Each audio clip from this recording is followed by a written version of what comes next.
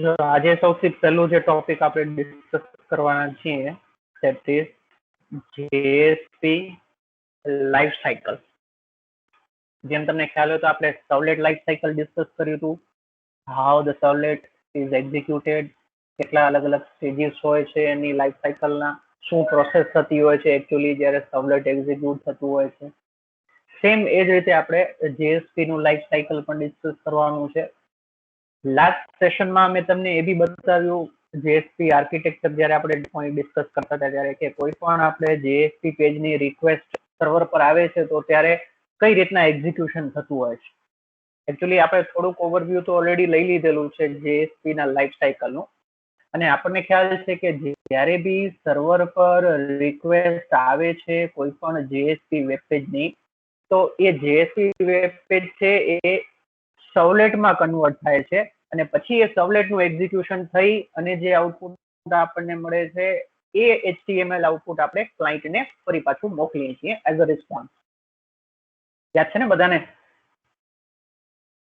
Yes sir. તો તમે જુઓ તો આ JSP ના લાઈફ સાયકલ ની અંદર ઓટોમેટિકલી સર્વલેટ નું લાઈફ સાયકલ અહીંયા ઇન્વોલ્વ થઈ ગયું, કેમ કે JSP નું પેજ જે છે એ કન્વર્ટ શેમાં થાય છે ફાઇનલી સર્વલેટ ની અંદર, રાઈટ? તો એકચ્યુઅલી તમે જુઓ તો સર્વલેટ નું લાઈફ સાયકલ છે that is actually part of JSP life cycle. Clear છે બધાને? Yes sir. તો જો આને આપણે થોડું સેમ એ જ રીતે આપણે થોડું ડિટેલમાં ડિસ્કસ કરીએ. JSP ના લાઈફ સાયકલ ની વાત કરીએ તો જ્યારે પણ કોઈ પણ રિક્વેસ્ટ સર્વર પર આવે છે ત્યારે સાઇટ પર મેઇનલી 4 અલગ અલગ સ્ટેપ થતા હોય છે. જેમાં સૌથી પહેલું સ્ટેપ છે that is known as compilation. પહેલા હું દરેક સ્ટેપ લખી નાખું છું, પછી આપણે દરેક step one by one discuss કરીશું. સૌથી પહેલું સ્ટેજ હોય છે કમ્પાઇલેશન, બીજું સ્ટેપ છે initialization,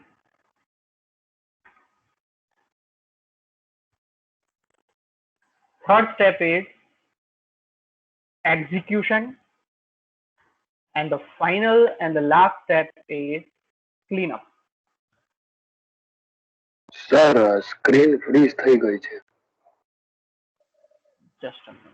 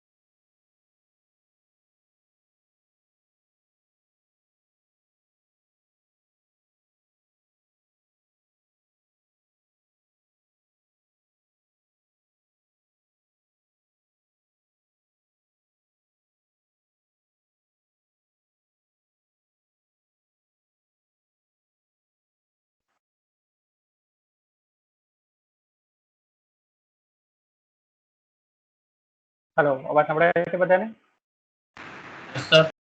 yes sir. Let me share the screen again.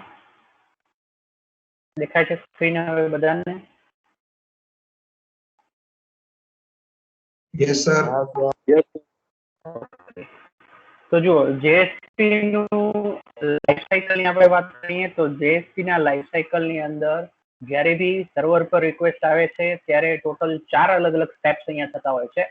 The first step is called compilation. Second step is initialization. Third step is execution.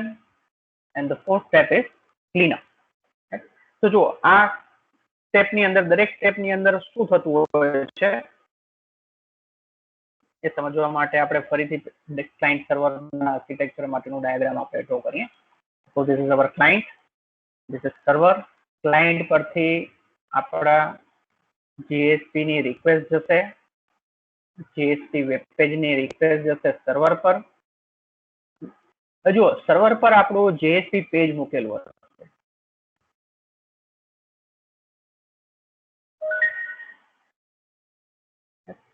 હવે આપણને last લેક્ચરમાં ડિસ્કસ કર્યું કે આ જે જેએસપી વેબ પેજ હોય છે એનું કન્વર્ઝન થતું હોય છે સર્વલેટની અંદર.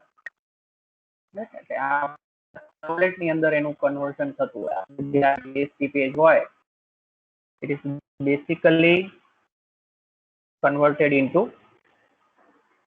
servlet. આ કામ સર્વર સાઇડ પર થશે.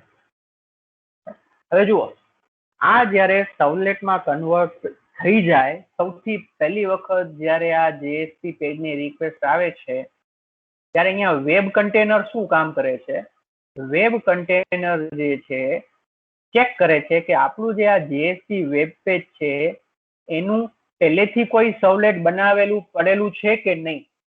કેમ કે શક્ય છે કે ભાઈ આ પહેલી રિક્વેસ્ટ ના હોય, આના પહેલા બી બીજા કોઈ ક્લાયન્ટ પરથી આ જેએસપી વેબ પેજની રિક્વેસ્ટ આવેલી હોય અને ત્યારે આ જેએસપી વેબ પેજમાંથી સર્વલેટ ક્રિએટ કરેલું હોઈ શકે.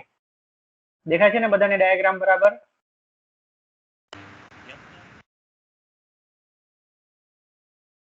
Tell me yes or no.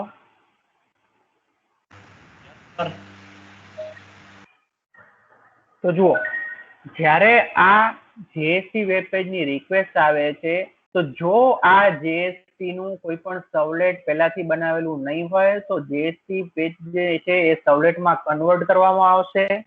પછી આ સર્વલેટને શું કરવામાં આવે છે? કમ્પાઇલ કરવામાં આવે છે. That is actually the first step over here, compilation. કે જે જેએસપી વેબ પેજ છે એનું સર્વલેટમાં કન્વર્ઝન થાય છે અને એ કન્વર્ઝન થયેલી જે સર્વલેટ છે એનું કમ્પાઇલેશન કરવામાં આવે છે. This is what is our very first step of JSP life cycle. Clear છે બધાને? સર તમે આપણે જે સર્વર સાઇડમાં જે અંદર બોક્સ જે તમે ડ્રો કર્યું એના પછી તમે કઈ ડ્રો કર્યું છે? હા નથી. આઈ થિંક આ નેટ નો પ્રોબ્લેમ છે કે શું? I don't know. ફરીથી હું સ્ક્રીન શેર કરું.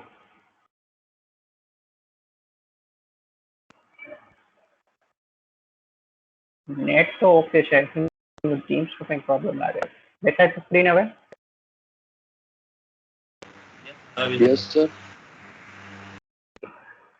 તો જુઓ અહીંયા થાય છે શું કે જ્યારે પણ આપણા જેએસપી રિક્વેસ્ટ જેએસપી પેજની રિક્વેસ્ટ આવે છે અહીંયા ત્યારે પહેલા સર્વર સાઇડ પર વેબ કન્ટેનર છે એ ચેક કરશે કે આ જેએસપી વેબ પેજનું કોઈ સર્વલેટ ઓલરેડી અવેલેબલ છે કે નહીં. અને જો આ સર્વલેટ અવેલેબલ હશે તો પછી એ ઓલરેડી કમ્પાઇલ કરેલું જ હશે, તો પછી કમ્પાઇલ કરવાની જરૂર નથી.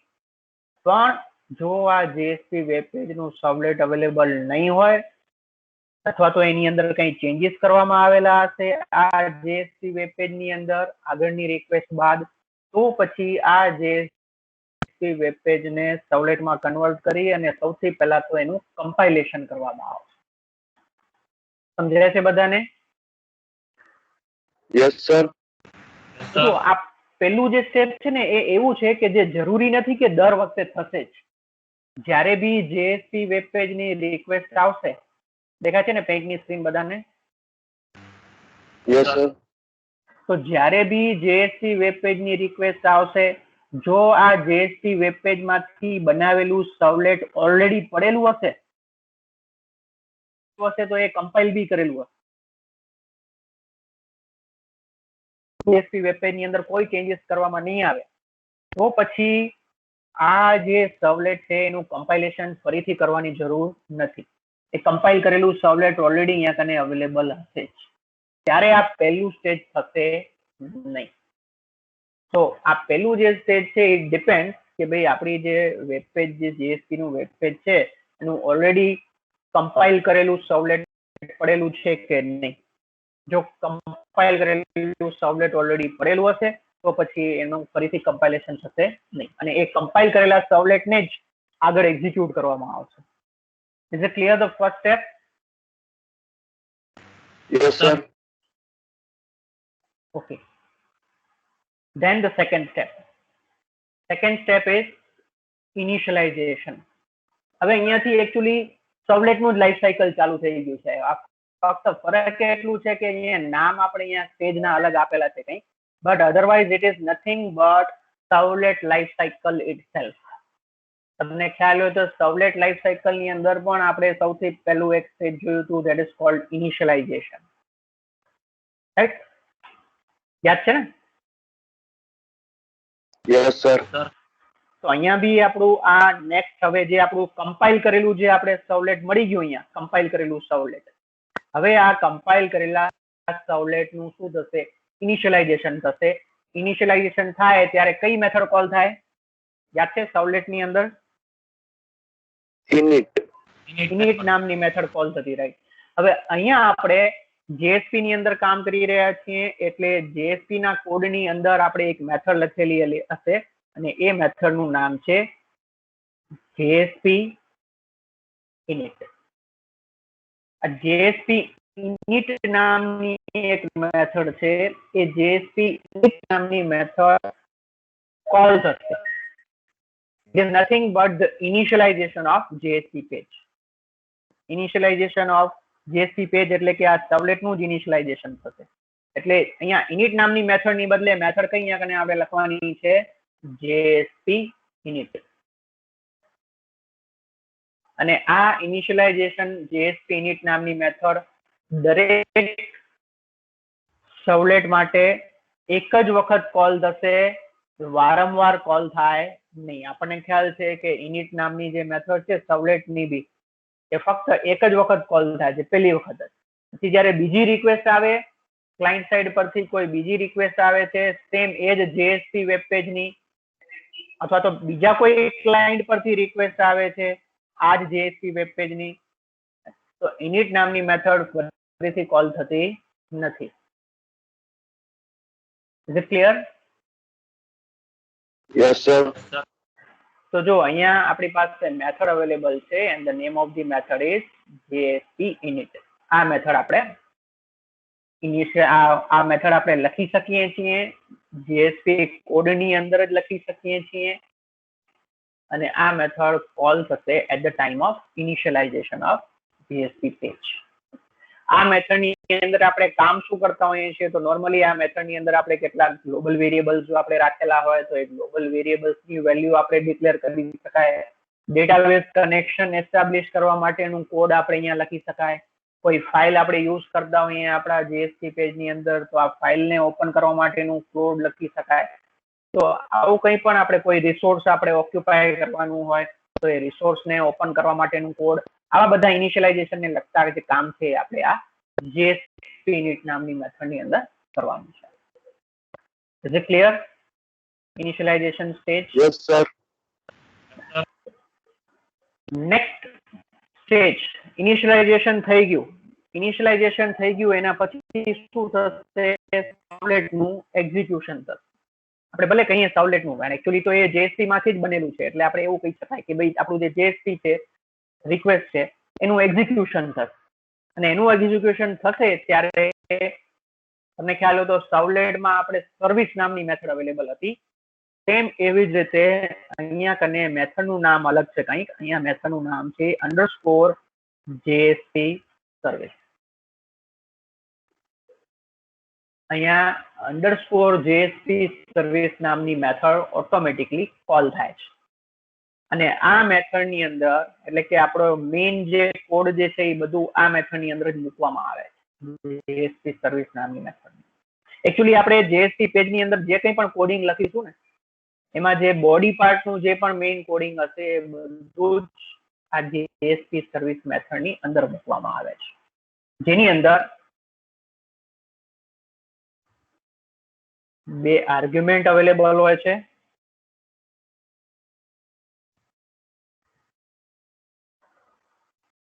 આપણે આર્ગ્યુમેન્ટ થી પરિચિત છીએ. દેખાય છે ને બધાને? સર સર સ્ક્રીન freeze થઈ પાછી ગઈ. ફ્રીઝ થઈ ગઈ. આમાં શું પ્રોબ્લેમ છે ટીમ્સ માં? આઈ થિંક વારંવાર સ્ક્રીન છે ફ્રીઝ થઈ જાય. ફક્ત એક જ સ્ક્રીન શેર કરું, આખી સ્ક્રીન શેર નથી કરતો. દેખાય છે બધાને? Yes sir. તો જુઓ, એક્ઝિક્યુશન જ્યારે કરવામાં આવશે, નેક્સ્ટ સ્ટેજ એક્ઝિક્યુશન થશે, ત્યારે આપણું જે જેએસપી સર્વિસ નામની મેથડ જે છે એકચ્યુઅલી છે અને એમાં આર્ગ્યુમેન્ટ બે HTTP સર્વલેટ અને HTTP સર્વલેટ રિસ્પોન્સ નામની ની અંદર આર્ગ્યુમેન્ટ તરીકે આપણે જેએસપી ની અંદર એકચ્યુઅલી આપણે આ મેથડ નહીં લખી. આ ઓટોમેટિકલી કન્વર્ઝન દરમિયાન આપણે જેએસપી પેજ ની અંદર જે કંઈ પણ કોડિંગ મૂકેલું હશે એ કોડિંગ ઓટોમેટિકલી આ મેથડ ની અંદર મૂકી દેવામાં આવશે. Is it clear? Yes sir. આપણે કોડિંગ આપણે જોઈશું કેવી રીતના કરવાનું છે. તો જેએસપી નું જે કંઈ પણ કોડિંગ આપણે મૂકીશું એ ઓટોમેટિકલી આ મેથડ ની અંદર મૂકવામાં આવે. And final stage over here is cleanup. Cleanup આપણ ઇનિશિયલાઇઝેશન ની જેમ એક જ વખત કોલ થશે જ્યારે પણ એ સર્વલેટ નું એક્ઝિક્યુશન બંધ થઈ જશે. સર્વલેટ ઉપર આપણે વેબ સર્વર પર શટડાઉન કરવામાં આવશે. વેબસાઇટ ને અથવા તો આપણા સર્વર ને શટડાઉન કરવામાં આવશે ત્યારે જેએસપી ડિસ્ટ્રોય નામની મેથડ કોલ થશે. તો ત્યાં સર્વલેટમાં બી ડિસ્ટ્રોય મેથડ અવેલેબલ હતી. સેમ એ જ રીતે આ જેએસપી ડિસ્ટ્રોય નામની મેથડ તમે ખુદ કોડિંગ કરીને લખી શકો છો તમારા જેએસપી પેજની અંદર. અને આની અંદર આપણે શું કામ કરશું? આની અંદર આપણે ઇનિશિયલાઇઝેશન થી ઉલટું કામ કરીશું. ઇનિશિયલાઇઝેશન વખતે આપણે જે કંઈ પણ ડેટાબેઝ કનેક્શન ઓપન કરેલા હોય એને ક્લોઝ કરવાનું થાય. કોઈ પણ ફાઇલ ઓપન કરેલી હોય તો એને ક્લોઝ કરવાનું થાય. કોઈ પણ રિસોર્સિસ આપણે ઓક્યુપાય કરેલા હોય ઇનિશિયલાઇઝેશન વખતે ઇનિટ મેથડ ની અંદર એ રિસોર્સિસ ને રિલીઝ કરવાનું, આવું બધું કોડિંગ જે છે આપણે ક્યાં કરતા હોઈએ છીએ? આ જેએસપી ડિસ્ટ્રોય નામની મેથડ ની અંદર કરતા હોઈએ છીએ. દેખાય છે ને બધાને મેથડ નું નામ? Sir yes sir. તો આ આપણા લાઈફ સાયકલ ની લાસ્ટ મેથડો છે. The name of the method is JSP destroy. આમાંથી જુઓ, આ જેએસપી ઇનિટ ફક્ત એક જ વખત કોલ થશે. જેએસપી ડિસ્ટ્રોય પણ ફક્ત એક જ વખત કોલ થશે જ્યારે બી આપણું જેએસપી નું વેબ પેજ સૌથી પહેલી વખત કોલ કરવામાં આવશે ક્લાયન્ટ દ્વારા, ત્યારે આ જેએસપી ઇનિટ મેથડ કોલ થશે. પછી દર વખતે અલગ અલગ ક્લાયન્ટ માંથી અલગ અલગ રિક્વેસ્ટ આવતી હશે ત્યારે દર વખતે આ સર્વિસ નામની મેથડ જ કોલ થશે. અને ફાઇનલી જ્યારે આપણું વેબ સર્વર શટડાઉન થશે ત્યારે આ જેએસપી વેબ પેજ માટેની જેએસપી ડિસ્ટ્રોય નામની મેથડ છે એ કોલ થશે. સેમ અહીંયાથી તમે જુઓ ને તો અહીંયાથી આ સર્વલેટ લાઈફ સાયકલ જ છે. યાદ છે ને સર્વલેટ લાઈફ સાયકલ? Yes sir. તો અહીંયા મેથડ ના નામ અલગ છે. અધરવાઇઝ કેમ કે આ ફાઇનલી તો સર્વલેટમાં જ કન્વર્ટ થાય છે એટલે આ એકચ્યુઅલી તમે જુઓ તો આ સર્વલેટ લાઈફ સાયકલ જ છે. અહીંયા એક વધારાનું આ સ્ટેજ અહીંયા ઇન્વોલ્વ છે. First step that is compilation. કેમ કે આપણું જે જેએસપી વેબ પેજ છે એને કન્વર્ઝન કરવામાં આવે છે સર્વલેટ ની અંદર. તો સૌથી પહેલી વખત જ્યારે રિક્વેસ્ટ આવતી હશે ત્યારે શું કરવામાં આવે છે? એ સર્વલેટ આપણું જે બન્યું હોય છે એને કમ્પાઇલ કરવામાં આવે છે. અને જો કમ્પાઇલ કરેલું ઓલરેડી સર્વલેટ પડેલું હશે તો પછી આ પહેલું સ્ટેપ થશે નહીં. ડાયરેક્ટલી સેકન્ડ સ્ટેપ ઇનિશિયલાઇઝેશન કરવામાં આવશે. So is it clear the JSP lifecycle and the methods and the steps which are involved in this lifecycle process? Clear છે બધાને? Yes sir. Yes sir.